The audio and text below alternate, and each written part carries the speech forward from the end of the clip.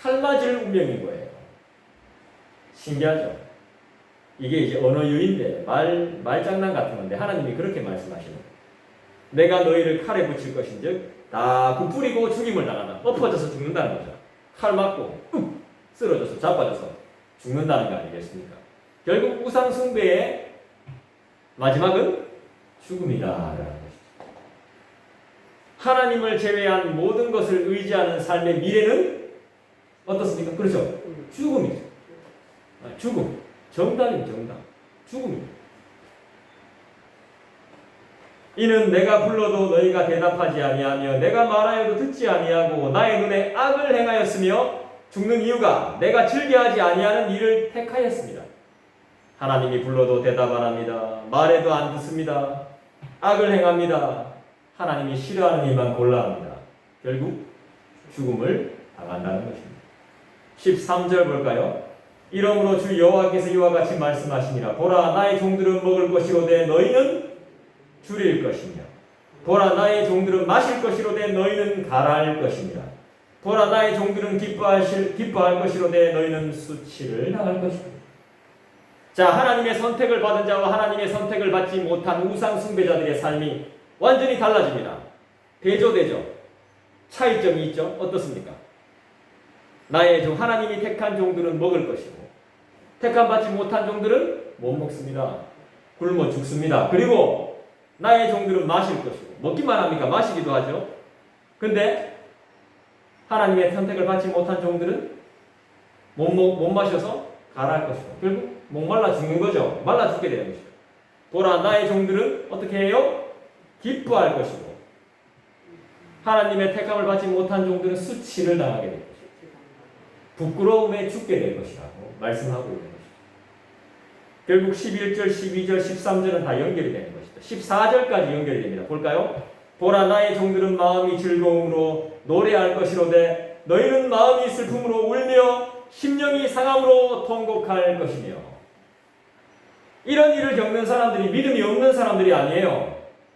교회 다니는 사람들이에요. 그런데도 불구하고 마음이 슬프고 울며 심령이 상하고 통곡을 겪게 된다는 거예요. 예, 교회는 나오지만 다른 걸 믿고 있는 거죠. 예, 왔다리 갔다리 하고 있는 겁니다. 정말 진짜. 예, 교회도 오지만 딴 데 가가지고 또 딴짓 하고 있는 거죠. 예, 하나님이 다 아시니까 어떻게 해요? 즐거움으로 노래를 못하게 하시는 거예요. 즐거울 수가 없죠.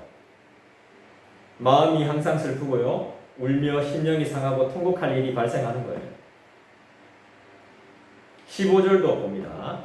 또 너희가 남겨놓은 이름은 내가 택한 자의 저주거리가 될 것이라. 남겨놓은 이름. 주 여호와 내가 너를 죽이고 하나님이 죽인답니다. 분명히 말합니다. 그 사람을 죽인답니다. 선택받지 못한 자들을 하나님이 죽이신답니다. 아, 이런 무서운 말이 어디 있습니까? 내 종들은 다른 이름으로 부르리라. 같은 믿는 사람들인데 하나님이 다 살려놓는 것이 아닙니다. 그러니까 남는 자죠. 분리를 시키는 겁니다. 선택받지 못한 자들은 믿음이 있어도 죽는 겁니다. 결국에. 믿음이 없는 거나 마찬가지. 결국에 가짜 믿음인 거죠. 죽는 거예요. 근데 죽기만 합니까? 그 이름이 저주거리가 되는 거죠. 예를 들면 야, 니 김일성 같다. 김일성 같아 너. 이게 욕입니까? 칭찬입니까? 욕이죠. 예를 좀 이런 이야기 들으면 그렇지만 야, 너 문 대통령 같다. 이게 욕입니까? 칭찬입니까? 욕일 수도 있고 칭찬일 수도 있죠. 그러니까 그렇게 지금은 좋은 의미로 안 들리죠. 야, 니 누구 같다. 야, 니가 니 누구야 하면서 니 누구 닮았다 하면서. 이게 저주거리라는 겁니다. 그럼 이제 그만 이런 이야기는 그만하고 문제가 될 수도 있으니까. 성경에서는 저주거리 이름이 누가 나옵니까? 대표적으로 가룟 유다. 네가 가룟 유다니? 네 가룟 유다다니? 네가 그 짝이네. 이러면 누구예요? 예수 판 사람이잖아요. 평생 저주거리죠. 빌라도 예수 십자가에 못 박은 사람 아닙니까? 네가 빌라도네. 이렇게 되는 겁니다. 이 저주거리가 되는 거예요. 나의 이름. 그 누군가의 이름.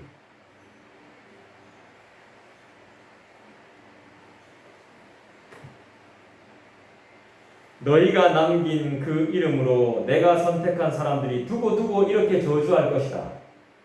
하나님께서 너를 죽이셨지만 주의 택함을 받은 자는 새로운 이름을 가지며 영원히 인도하실 것이다. 15절은 그 뜻입니다. 그 새 이름이 뭐예요?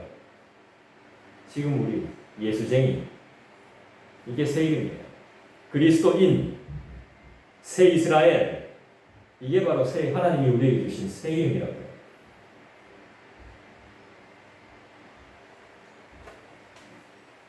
이 그리스도인이라는 이름을 부끄러워하는 사람들이 있죠. 티 안 내고 막 믿는 거 숨기고 복이 없어요. 그럼 복이 없대. 당당해야 됩니다. 근데 사실 뭐 당당할 수가 없죠. 삶이 워낙 안 좋으니까 숨겨야 되죠.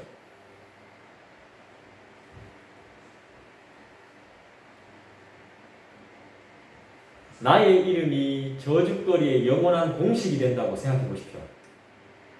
아, 얼마나 부끄럽습니까?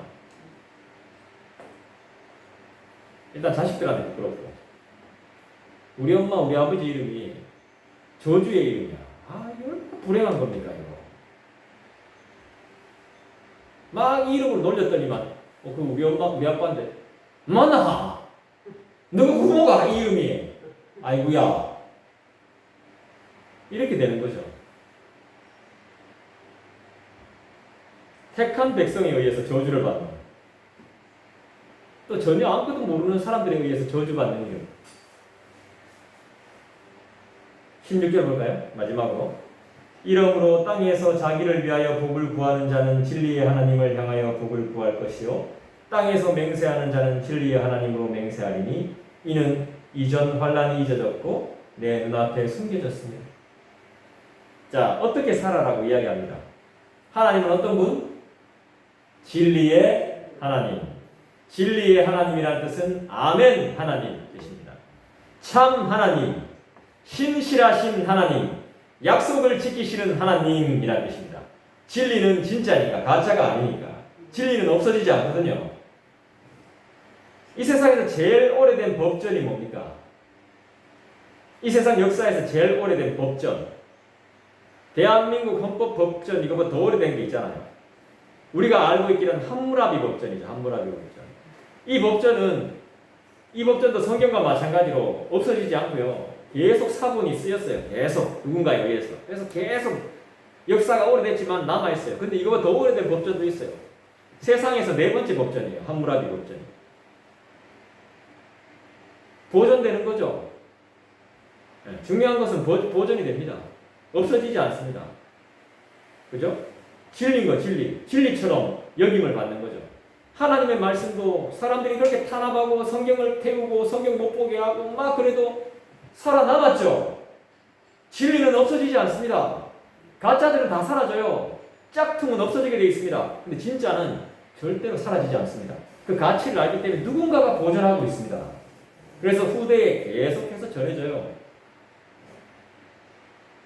그것들을 참고로 해서 새로운 것들이 나온단 말이에요. 새거가 처음부터 나오는 게 아니에요. 그런 것들을 참고해서 법이 나오는 거예요. 하나님의 율법이 나오면 하나님의 율법을 참고한 거예요. 그 법전도 따지고 보면 10계명의 내용들이 그대로 다 있어요. 함무라비 법전 안에. 눈에는 눈, 이에는 이. 이게 어디 나옵니까? 성경이 나오죠? 어디에 나오는데요? 나중에 한번 찾아보세요. 함무라비 법전에 이게 나온다고요. 눈에는 눈, 이에는 이가. 근데 이걸 해석을 잘해야 돼요. 법은 해석을 어떻게 하느냐의 차이입니다. 눈에는 눈, 이에는 이는 복수를 위한 게 아니에요. 보호를 위한 거예요. 보호. 약한 자들을 보호하기 위해서. 근데 그 당시에는 안 그랬어요. 근데 함무라비 법전이 쓰여질 때 안 그랬다니까. 돈 없고 약한 사람들은 보상을 덜 받는 거예요. 왕이 고통을 당하잖아요. 큰일 나요. 그 왕을 고통 준 사람이 법으로 다스리면 끝장납니다. 근데 저 같은 사람, 힘이 없는 사람들은 그냥 대충 넘어가요. 그런 적이 세상에 있었어요. 그런 걸 막기 위해서 법전을 만드는 거예요. 그런 걸 막기 위해서 율법을 만드는 거예요. 근데 실제로 쓰임을 받을 때는 그렇게 좋게 쓰임 받지 못하죠. 평등하지 않죠. 평등을 위해서 만들어놨는데 평등하게 보장이 안 됩니다. 원래 율법은 좋은 것이었습니다.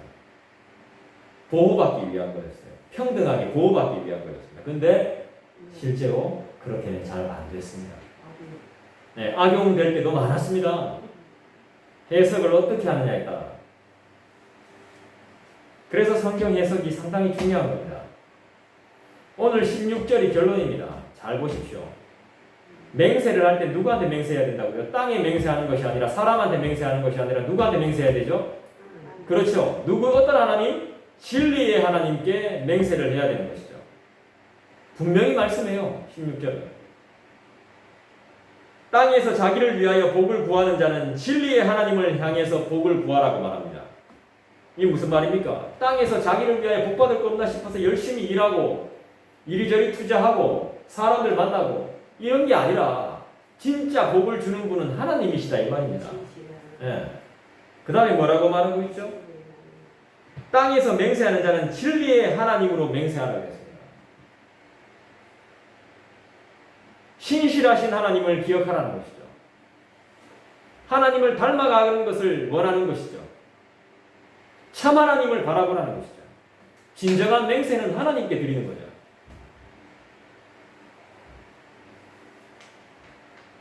그렇게 되면 어떻게 됩니까? 이전 환란이 잊어집니다. 하나님이 이때까지 벌하셨던 모든 것들을 잊습니다. 하나님이 다 잊어준다는 것입니다. 그리고 하나님의 눈앞에서 숨겨주신다는 겁니다. 죄악들이. 하나님이 그렇게 해주신다는 거예요.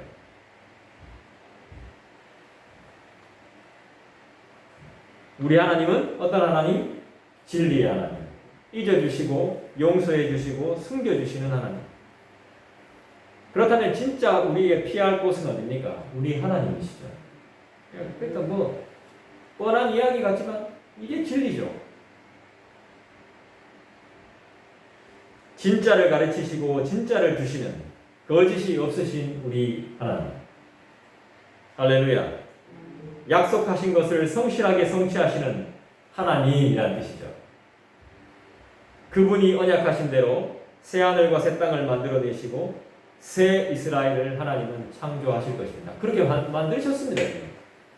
예수님을 통해. 지금 우리가 그런 삶을 살아가고 있는 것이죠. 그래서 우리는 옛사람을 버리고 새사람이 되었습니다. 그래서 지금 우리가 해야 될 일은 옛사람을 죽여야 되는 것입니다. 근데 이건 내가 할 수 있는 것이 아니더라 이겁니다. 옛사람을 내가 죽일 수가 없더라는 것입니다. 하나님의 인도하심과 은혜가 필요하다는 것입니다. 16절 말씀처럼 뭐가 필요합니까? 복이 필요하다는 것입니다. 진짜 복은 내 옛사람이 죽는 것입니다. 그래서 새 사람을 입는 것입니다. 그리스도로 옷 입는 것입니다. 그리스도의 편지가 되는 것입니다. 그래서 하나님의 은혜를 날마다 구할 수밖에 없고 기도할 수밖에 없는 것입니다. 지난날의 괴로운 일들 내가 다시 기억하지 않고 내가 다시 돌아보지 않는다. 하나님이 말씀하셨습니다.